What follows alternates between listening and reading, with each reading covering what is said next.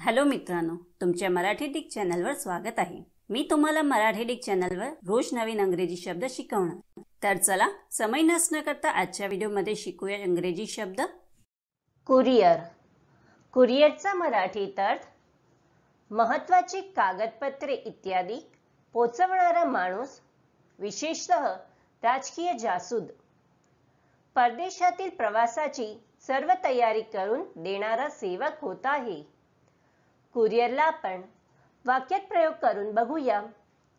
पहिला वाक्य आहे, We have sent the documents by courier. दुसरा वाक्य आहे, He works as a travel courier. तिसरा वाक्य आहे, A courier was dispatched to collect the documents. चौथा वाक्य आहे, The invitations were sent out by courier. Friends, व्हिडिओला लाईक, शेअर आणि कमेंट करायला विसरू नका आणि चॅनलला सबस्क्राइब करा। Thank you.